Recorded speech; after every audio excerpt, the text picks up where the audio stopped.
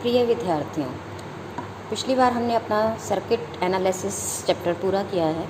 आज हम चल रहे हैं नेटवर्क थ्योरम्स में, परिपथ प्रमेय पर। तो सबसे पहली प्रमेय आज जो हम ले रहे हैं, जो नेटवर्क एनालिसिस में हमें सहायता करेगी, वो है थेवेनिन प्रमेय। अब थेवेनिन प्रमेय क्या कहती है कि अगर आपके पास कोई भी टू टर्मिनल नेटवर्क है जिसमें द्विपार्श्विक रैखिक प्रतिबाधाएं लगी हुई हैं और ऊर्जा स्रोत लगे हुए हैं, उनको हम ऐसे तुल्य परिपथ में परिवर्तित कर सकते हैं जिसमें एक ही तो विद्युत वाहक बल का स्रोत लगा हो और उसके श्रेणी क्रम में एक ही प्रतिबाधा जुड़ी हुई हो। अब हम ये प्रतिबाधा का मान और विद्युत वाहक बल का मान कैसे निकालेंगे, इसके लिए क्या कहा गया कि आपके पास जब हमने जाल को खुले परिपथ में रखा है तो जाल के खुले सिरों पर जो मापी गई प्रतिबाधा है वो जेड इक्विवेलेंट है और स्रोत का जो विद्युत वाहक बल है वो विद्युत वाहक बल है, खुले हुए सिरों से मापा गया वो विद्युत वाहक बल है, जबकि सभी बाकी स्रोतों को उनकी आंतरिक प्रतिबाधाओं से या तो प्रतिस्थापित कर दिया गया है या फिर उन स्रोतों को जाल में से हटा दिया गया है। अर्थात अगर हम इसकी लैंग्वेज पूरी पढ़ें तो क्या बनती है कि किसी विभिन्न ऊर्जा स्रोतों से युक्त एवं द्विपार्श्विक रैखिक प्रतिबाधाओं से युक्त किसी दो टर्मिनल जाल का एक ऐसा तुल्य परिपथ बनाया जा सकता है जिसमें एक ही विद्युत वाहक बल, जिसका विद्युत वाहक बल कितना है, इक्विवेलेंट से मैंने यहाँ लिखा है, का स्रोत, और इसके श्रेणी क्रम में एक ही प्रतिबाधा जेड इक्विवेलेंट जुड़ी हो, जहाँ इक्विवेलेंट जाल के खुले सिरों पर मापित विद्युत वाहक बल है और जेड इक्विवेलेंट इन खुले सिरों से अवलोकित प्रतिबाधा है, जब सभी स्रोत उनकी आंतरिक प्रतिबाधाओं से स्थापित कर दिए गए हैं। तो यहाँ पर एक 4 टर्मिनल जाल मैंने लिया है। ये जाल में क्या लगा हुआ है उसकी हम बात नहीं कर रहे हैं, एक ब्लैक बॉक्स में हमने कंसीडर किया है। ये 2 टर्मिनल जिसके जो असेसेबल हैं उससे मैंने एक लोड इम्पीडेंस यहाँ पे जोड़ दिया है और उस जाल से होकर इस लोड में धारा आई बह रही है। और इसका मैं तुल्य परिपथ थेवेनिन के अनुसार बनाऊँ तो मेरे को एक विद्युत वाहक बल का स्रोत लगाना है और एक ही प्रतिबाधा उसके श्रेणी क्रम में जोड़नी है। तो यहाँ पर मैंने एक विद्युत वाहक बल का स्रोत लगाया जिसकी जो विद्युत वाहक बल का मान है वो इक्विवेलेंट से मैं दिखा रही हूँ और इसके ही श्रेणी क्रम में एक प्रतिबाधा मैंने लगाई है जिसको मैं जेड इक्विवेलेंट से दर्शा रही हूँ। अब ये जाल का तुल्य परिपथ बन गया और इस जाल के साथ क्या जुड़ा हुआ है, लोड जुड़ा हुआ है, तो ये लोड हमने यहाँ दिखा दिया। अगर अब इस लोड में धारा जितनी पहले बह रही थी इस जाल में, उतनी ही इस जाल से वापस इसका जो तुल्य परिपथ हमने बनाया उसमें भी अगर जेड इक्विवेलेंट में धारा आई ही बहती है, यानी यहाँ भी बहने वाला धारा आई है इस जाल में, और इसका जो तुल्य परिपथ बनाया उसमें भी अगर यही धारा आ रही है तो ये इसका तुल्य परिपथ होगा।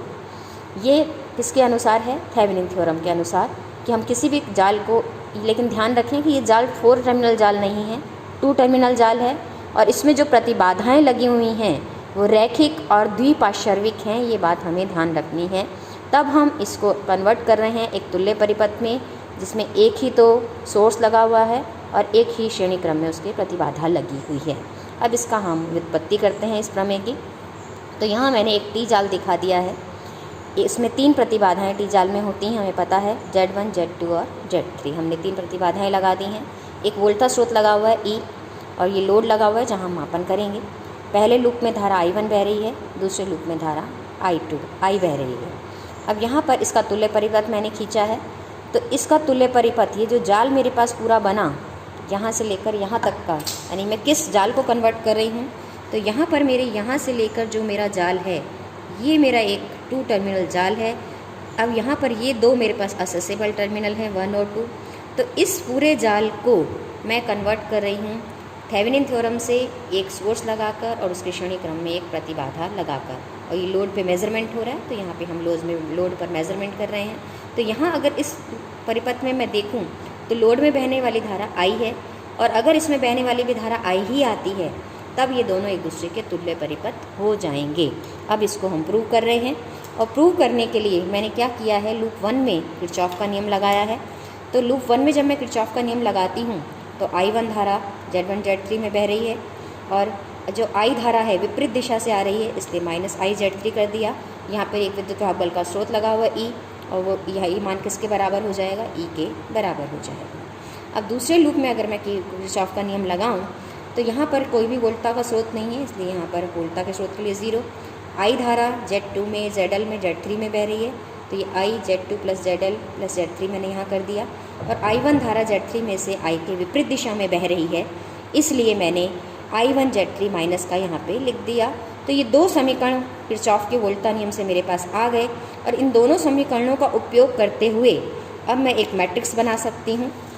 और मैट्रिक्स मेरे पास क्या बन के आती है कि E0 इज इक्वल टू ये Z मैट्रिक्स है, जिसका मान क्या मिल जाता है, यानी कि यहाँ पर I1 का जो कोफिशिएंट आया था मेरे पास समीकरण 1 में, तो I1 का जो कोफिशिएंट मेरे पास था, I1 का कोफिशिएंट यहाँ है Z1 प्लस Z3 और I का कोफिशिएंट है Z3। तो यहाँ पर मैंने लिख दिया कि I1 का कोफिशिएंट Z1 प्लस Z3 और I का कोफिशिएंट माइनस Z3। और दूसरे समीकरण में जिसमें मेरे पास विद्युत भाग बल 0 है, उसमें मेरे पास I1 का कोफिशिएंट आ रहा है माइनस Z3, तो यहाँ पर मैंने माइनस Z3 लिख दिया है। और जो I का कोफिशिएंट आ रहा है वो है Z2 plus Z3 plus ZL, तो उसको हमने यहाँ मैट्रिक्स में लिख दिया है।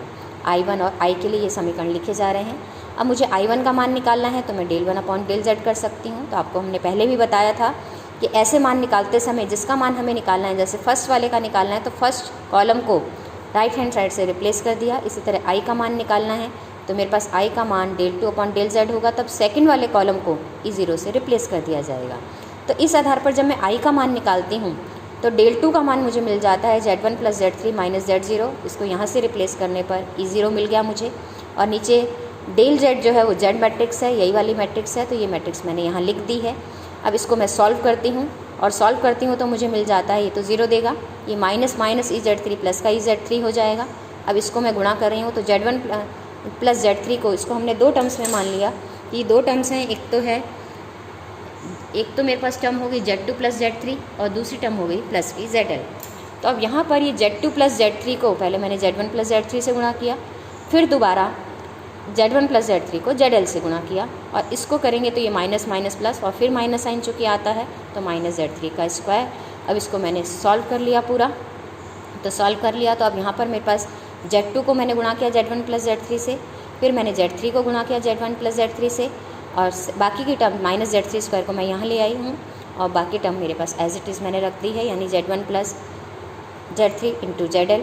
अब इसको मैंने खोला है इस वाली टर्म को, क्यों? क्योंकि यहाँ Z3 का स्क्वायर यहाँ कट जाएगा, और कट जाएगा तो इसको पूरा खोलने पर मेरे पास बनेगी term Z2 Z1 plus Z3, और यहाँ से चूँकि Z3 स्क्वायर वाली टर्म कट गई है तो सिर्फ एक ही टर्म मेरे पास बचेगी और वो होगी Z1 Z3, और यहाँ से मेरे पास आ गया plus Z1 plus Z3 ZL का मान। अब इसको अगर मैं देखूं तो ये धारा का जो मान है मुझे यहाँ पे मिल रहा है I का मान, यही मान मुझे, ये मैंने इस परिपथ से धारा का मान निकाला है। अब मैंने जो तुल्य परिपथ खींचा है उससे भी मुझे इसी धारा का मान मिलना चाहिए, लेकिन इस धारा के मान को निकालने के लिए मुझे चाहिए इक्विवेलेंट का मान क्या होगा और Z इक्विवेलेंट का मान क्या होगा, वो मुझे ज्ञात करने पड़ेंगे। तो अगर मैं वो मान ज्ञात करती हूँ तो सबसे पहले Z इक्विवेलेंट को ज्ञात करने के लिए तो हमारा थेवेनिन थ्योरम क्या कहती है कि खुले परिपथ से मापी गई प्रतिबाधा, जबकि सभी स्रोतों को उनकी आंतरिक प्रतिबाधा से या तो हटा दिया गया हो या फिर उन स्रोतों को वहाँ से हटा दिया गया हो, या तो उनको आंतरिक बाधा से उनकी आंतरिक प्रतिबाधा से रिप्लेस करें या फिर उनको परिपथ से हम हटा दें। तो यहाँ पर हमने इसको परिपथ से हटा दिया अपनी सिंप्लिसिटी के लिए। तो यहाँ अब खुले टर्मिनल्स पर जो मापी गई प्रतिबाधा है उसके लिए अगर मैं देखूँ तो ये दोनों इम्पीडेंस आपस में समांतर क्रम में हैं। तो इस समांतर क्रम का मान हो जाएगा Z1 Z3 upon Z1 plus Z3, और ये दोनों का जो समांतर क्रम है वो आपके पास Z2 के साथ खुले परिपथ में श्रेणी क्रम में जुड़ा हुआ है। तो ये इन दोनों का जो समांतर संयोजन है Z2 के साथ श्रेणी क्रम में है, इसलिए Z इक्विवेलेंट का मान हो जाएगा Z2 plus Z1 Z3 upon Z1 plus Z3। अब मुझे मान निकालना है इक्विवेलेंट का। अब इस तुल्य वोल्टा स्रोत की EMF का मान निकालने के लिए मुझे क्या करना है, इन्हीं खुले परिपथ पे मापी गई प्रतिबाधा का वोल्टा का मान मुझे निकालना है। तो इसको मान को निकालने के जब ये खुले परिपथ पे होगा तो ये जो इम्पीडेंस है ये यहाँ से हट जाएगा, क्योंकि इसका केवल एक ही सिरा जुड़ेगा केवल टर्मिनल से, इसलिए जो मेरे पास परिपथ बन जाएगा वो हो जाएगा E Z1 Z3 इस तरह से जुड़े हुए होंगे। तो मान लिया मैंने इसमें धारा I डैश बह रही है, तो जो मेरे पास इक्विवेलेंट का मान होगा वो हो जाएगा अब आपके पास इसमें, क्योंकि ये इक्विवेलेंट अपीयर होगी अब Z3 के अक्रॉस, इसलिए ये इक्विवेलेंट का मान हो जाएगा I डैश Z3। अब ये मान इक्विवेलेंट का मैंने I डैश Z3 लिखा। अब मुझे चाहिए I डैश का मान, और I हम जानते हैं उनके नियम से V अपॉन R होती है। तो यहाँ पे V का जो सोर्स है वो E है और ये दोनों श्रेणी क्रम में जुड़ी हुई हैं, तो V अपॉन R से अगर मैं निकालूँ तो E upon Z1 plus Z3 धारा का मान आ गया, और इसको मैं गुणा करती हूँ Z3 से तो इक्विवेलेंट का मान मुझे मिल जाता है। तो अब ये दोनों ही मान मेरे पास हैं। तो अब हमारे पास जो तुल्य परिपथ था, ये वाला जो तुल्य परिपथ हमने बनाया है, तो इसके अनुसार मैं देखूँ तो इसमें ZL में जो बहने वाली धारा होगी, इस I का मान जो होगा वो हो जाएगा E upon Z equivalent plus ZL के बराबर। अब यहाँ पर मुझे इक्विवेलेंट भी मालूम है और ZL भी अब मुझे मालूम है। तो यहाँ पर अगर अब मैं देखूँ तो मेरे पास जो ये मान आता है कि I का मान होगा equivalent upon Z equivalent plus ZL। अब यही मान मुझे जो मैंने जाल माना है, जो मैंने ये वाला जाल माना था और इससे धारा I का मान निकाला है, ये दोनों मान समान होने चाहिए। तो अब यहाँ पर जो I का मैंने मान निकाला था वो मान मेरा ये था कि EZ3 upon Z2 Z1 plus Z3 plus Z1 Z3 plus ZL Z1 plus Z3। अब मैं इसको रूपांतरित करती हूँ इस वाली फॉर्म में, यानी इक्विवेलेंट और Z इक्विवेलेंट वाली फॉर्म में लाती हूँ, और इसके लाने के लिए मैं समीकरण को डिवाइड करती हूँ किससे, Z1 प्लस Z3 से ऊपर भी और Z1 प्लस Z3 से नीचे भी। तो ऊपर मैंने डिवाइड किया तो ये बन गया EZ3 upon Z1 plus Z3, और नीचे डिवाइड किया तो ये बन गया Z2 plus Z1 Z3 upon Z1 plus Z3 और प्लस ZL। अब यहाँ अगर मैं तुलना कर रही हूँ तो मुझे साफ दिख रहा है कि ऊपर वाली टर्म इक्विवेलेंट है और नीचे Z2 plus Z1 Z3 upon Z1 plus Z3 वाली टर्म Z इक्विवेलेंट है।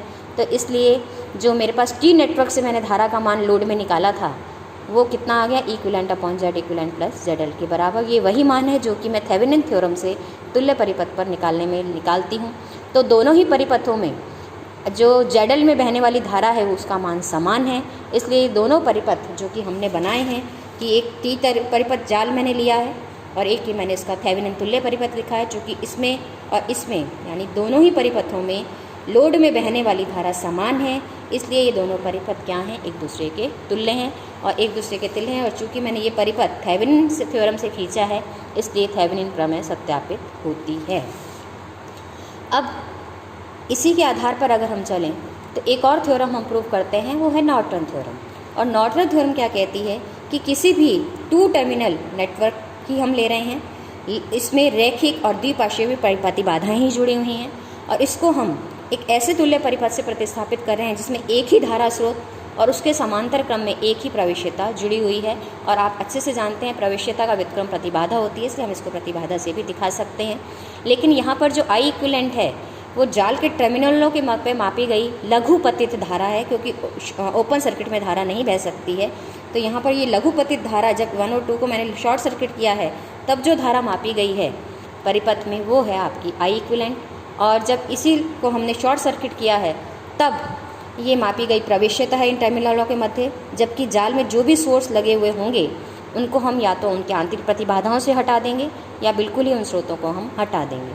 तो यहाँ पर इसका मतलब फ़र्क सिर्फ थेवेनिन थ्योरम और नॉर्टन थ्योरम में इतना सा है कि जहाँ हमने पहले वोल्टा स्रोत लगाया था उसकी बजाय हमने यहाँ पर धारा स्रोत लगाया है, और पहले जहाँ हमने श्रेणी क्रम में प्रतिबाधा लगाई थी वहाँ हम समांतर क्रम में प्रतिबाधा को या प्रवेश्यता को लगा रहे हैं। तो यहाँ पर अब दोनों तरफ ही हमने जैसे पहले वहाँ लोड जोड़ा था जाल पे मापन करने के लिए, यहाँ भी हमने लोड जोड़ा हुआ है। अब वही चीज़ हमने सत्यापित करनी है कि अगर मैं कोई यहाँ पे नेटवर्क मानूँ, अगर उसके अनुसार यहाँ पर ZL में धारा I बह रही है तो इसके तुल्य परिपथ लेने पर भी मेरे पास ZL में धारा I ही बहनी चाहिए। तो ये एक दूसरे के तुल्य परिपथ होंगे, अन्यथा नहीं होंगे। अब हम इसको सत्यापित करने के लिए क्या किया हमने कि चूँकि हम पहले प्रूव कर चुके हैं कि थेवेनिन इक्विवेलेंट इस सर्किट का ये वाला सर्किट होता है, एक तुल्य परिपथ मैं इसका थेवेनिन थ्योरम से बनाऊं तो वो इक्विवेलेंट Z इक्विवेलेंट और ZL होगा। और इससे अगर मैं I का मान मैं निकाल चुकी हूँ तो I का मान आएगा equivalent upon Z equivalent plus ZL। अब चूँकि मुझे उसको धारा में परिवर्तित करना है तो जब मैं इन दोनों को आपस में लघुपतित कर दूँगी तो लघुपतित करने पर ये ZL यहाँ से हट जाएगा, और हट जाएगा तो सिर्फ इक्विवेलेंट और Z इक्विवेलेंट ही इस परिपथ में बचेगा। जब यानी कि अगर हम लघुपतित करेंगे 1 और 2 को तो जो मेरे पास परिपथ बन जाएगा वो हो जाएगा इक्विवेलेंट, यहाँ पर हम जोड़ेंगे Z इक्विवेलेंट और यहाँ पर सीधा हम जोड़ देंगे क्योंकि मैंने इसको शॉर्ट सर्किट किया है 1 और 2 टर्मिनल को। अब इसमें बहने वाली धारा I ना होकर क्या होगी, I इक्विवेलेंट होगी। तो इस I इक्विवेलेंट का मान मैं अगर निकालती हूँ तो इस I इक्विवेलेंट का मान मुझे मिल जाता है कि यहाँ पर वोल्टा और प्रतिबाधा का रेशो तो E अपॉन Z। अब यहाँ पर I इक्विवेलेंट का मान मुझे मिल चुका है। अब ये परिपथ जो मेरा 2 है ये जो मैंने सेकंड परिपथ बनाया था इसके लिए, यानी कि यहाँ मैंने जो धारा तुल्य परिपथ नॉर्टन थ्योरम से खींचा है, इस चित्र में अब मेरे को आई इक्विवेलेंट का मान मुझे पता है। अब इस वाले परिपथ में जो ये मेरा लूप बना है, नोड ए के बाद जेडल को कवर करते हुए जो मेरा लूप बना है, इस लूप में मैं किरचॉफ का वोल्टा नियम लगाती हूँ। तो यहाँ पर अगर मैं देखूँ तो इन दोनों में आई धारा बह रही है, लेकिन जेड इक्विवेलेंट में एक और धारा आ रही है जिसका मान है आई इक्विवेलेंट। और यहाँ पर इन दोनों धाराओं की दिशा जेड इक्विवेलेंट में एक दूसरे के विपरीत है और इसमें कोई भी सोर्स वोल्टा का नहीं लगा हुआ है। इसलिए इस लूप में जब मैं किरचॉफ का वोल्टा का नियम लगाऊंगी तो मुझे प्राप्त हो जाएगा कि I Z L plus Z equivalent minus I equivalent Z equivalent. यहाँ हम देख रहे हैं कि आई धारा इन दोनों में बह रही है और आई इक्विवेलेंट जेड इक्विवेलेंट में आई के विपरीत है, इसलिए ये मान मुझे मिल जाता है।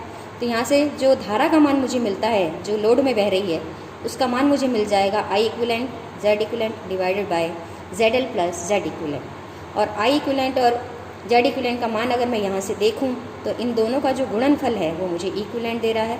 अब यहाँ पर ये जो आई मुझे प्राप्त हुई है उसका मान हो गया equivalent Z L plus Z equivalent.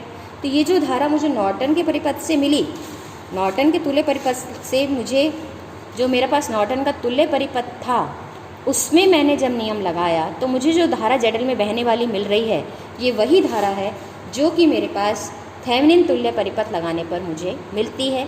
तो इस और ये वाला जो परिपथ है ये भी मेरे पास इस 2 टर्मिनल जाल का एक तुल्य परिपथ है। तो ये पहला वाला परिपथ, दूसरा वाला परिपथ और ये तीसरा वाला परिपथ तीनों आपस में तुल्य हैं। क्यों? क्योंकि तीनों से ही जो लोड में धारा मुझे मिल रही है उसका मान क्या है, E equivalent upon Z L plus Z equivalent. अब चूँकि नॉर्टन में बेसिकली हम ई इक्विवेलेंट से काम नहीं करते हैं, धारा को दर्शाते हैं और प्रतिबाधाओं की जगह हम प्रवेश्यता चाहते हैं, इसलिए अब मैं इसको कन्वर्ट कर रही हूँ किस रूप में, धारा स्रोत के रूप में और प्रवेश्यताओं के रूप में। अगर मैं उस रूप में इसको कन्वर्ट करती हूँ तो मैंने क्या किया, दोनों को ऊपर नीचे किससे गुणा कर दिया है, डिवाइड कर दिया है, Z equivalent upon two Z L से दोनों ऊपर नीचे इक्वेशंस को मैंने डिवाइड किया। तो डिवाइड किया तो ऊपर मिल गया मेरे पास, ये हो गया आपके पास, क्योंकि यहाँ पर इक्विवेलेंट है तो ये बन गया equivalent upon Z equivalent into 1 upon Z L और नीचे 1 upon Z equivalent plus 1 upon Z L. अब इक्विवेलेंट और अपॉन जेड इक्विवेलेंट मेरे पास आई इक्विवेलेंट है तो ये आई इक्विवेलेंट बन गया, 1 अपॉन जेड एल प्रवेश्यता हो जाएगी, प्रतिबाधा का व्युत्क्रम प्रवेश्यता यानी लोड प्रवेश्यता ये हो जाएगी। तुल्य परिपथ में जो हमने प्रवेश्यता लगाई है तुल्य प्रवेश्यता और ये लोड की प्रवेश्यता। तो ये पूरा कन्वर्ट हो के मेरे पास धारा का मान किस में आ गया है कि एक तो धारा स्रोत के रूप में और दूसरा इसके प्रवेश्यता के रूप में मेरे पास ये मान आ गया है। इसको मैं एक रूप से और भी देख सकती हूँ, और वो क्या कि अगर मैं केवल इसी परिपथ से चलूँ तो यहाँ पे चूँकि ओम का नियम मुझे मालूम है कि V = IZ होता है और I का मान VY होता है, लेकिन मुझे यहाँ चूँकि वोल्टा मान निकाले हैं तो वोल्टा को मैं I/Y के रूप में लिख सकती हूँ। तो अब इस लूप में मैं KVL लगाती हूँ तो इस YL के अक्रॉस अगर मैं वोल्टा निकालूंगी तो मुझे मिलेगी I/VL। इसके अक्रॉस में वोल्टा निकालूंगी तो ये मिलेगी मुझे I/V इक्विवेलेंट, इसके कारण वोल्टा I के कारण वो मिलेगी I/Y इक्विवेलेंट। और ये जो धारा स्रोत से I इक्विवेलेंट से जो धारा आ रही है उसके कारण वोल्टा विपरीत दिशा में आएगी, इसलिए माइनस I/Y इक्विवेलेंट = 0। अब यहाँ से मैंने I वाले टर्म को एक साथ ले लिया तो 1/YL plus 1/YQ = I equivalent upon Y equivalent. I/Y मेरे पास इक्विवेलेंट होता है तो ये I = आपके पास हो गया equivalent upon 1/YL plus 1/Y equivalent. तो ये बन गया equivalent upon ZL plus equivalent. तब यहाँ से अगर हम देखें तो ये वही मान है जो कि मुझे इस तरीके से भी मैं निकाल सकती हूँ। तो ये एक तरीका भिन्न है कि मैं किस तरह से नॉर्टन थ्योरम को और प्रूव कर सकती हूँ, लेकिन मुझे ये ध्यान रखना है कि नॉर्टन थ्योरम केवल उन्हीं परिपथों में लगाई जाती है जिसमें कि स्रोतों की जो आंतरिक प्रतिबाधाएं हैं वो अधिक होती हैं। ये बात प्रेफरेबली मुझे ये ध्यान रखना है कि नॉर्टन थ्योरम मैं प्रेफरेबली किस परिपथ में लगाऊंगी, उस परिपथ में लगाऊंगी जिसमें स्रोतों की आंतरिक प्रतिबाधाओं के मान अधिक होंगे। और यहाँ पर एक सीमा बंधन भी मुझे मिलते हैं कि नॉर्टन और थ्योरम की सीमाएं क्या हैं, कि कहाँ हम उनको यूज़ करते हैं। कि सबसे पहली बात तो कि जो प्रतिबाधाएं जाल में लगी होंगी वो रैखिक और द्विपार्श्विक होगी। हमने बार बार यही कहा है 2 टर्मिनल नेटवर्क है। सबसे पहली बात तो कि टर्मिनल जो नेटवर्क मेरे पास जाल है वो 4 टर्मिनल नेटवर्क नहीं है, वो केवल 2 टर्मिनल नेटवर्क के लिए दोनों थ्योरम हम लगा रहे हैं। और दूसरी बात जो प्रतिबाधाएं इसमें जुड़ी हुई हैं वो रैखिक और द्विपार्श्विक प्रतिबाधाएं हैं। ये इसकी सीमा है कि इसके लिए हम केवल थेवेनिन और नॉर्टन थ्योरम लगा सकते हैं। और तीसरी बात कि इनकी जो स्रोतों की जो आंतरिक प्रतिबाधाओं को, चूँकि हमने जब हम प्रतिबाधा का या वो प्रतिबाधा का मान या हम प्रवेश्यता का मान निकालते हैं, तब हम स्रोतों को या तो हटा देते हैं या फिर उनको उनकी आंतरिक प्रतिबाधाओं से प्रतिस्थापित कर देते हैं। इसलिए हमें उनकी स्रोतों की आंतरिक प्रतिबाधाओं के बारे में कोई जानकारी नॉर्टन थ्योरम और थेवेनिन थ्योरम से नहीं मिलती है। ये बात हमें ध्यान रखनी है। तो ये थेवेनिन और नॉर्टन के सीमा बंधन है कि एक तो 2 टर्मिनल नेटवर्क के लिए लगाई जाती है, रेखिक और द्विपार्श्विक प्रतिबाधाओं से युक्त जाल पे ही लगाई जाती है, और इनसे स्रोतों के आंतरिक प्रतिबाधाओं के बारे में मुझे कोई जानकारी नहीं मिलती है। ये बात मुझे ध्यान रखना है। तो यहाँ पर हम एक और लिख देते हैं कि केवल 2 टर्मिनल जाल पर लागू होती है। तो ये था हमारा आज का थेवेनिन और नॉर्टन थ्योरम का कथन और उसका सत्यापन। और कल हम चलेंगे आगे की और नेटवर्क थ्योरम्स, हम अध्यारोपण प्रमेय, पारस्परिक प्रमेय हम ये देखेंगे। धन्यवाद।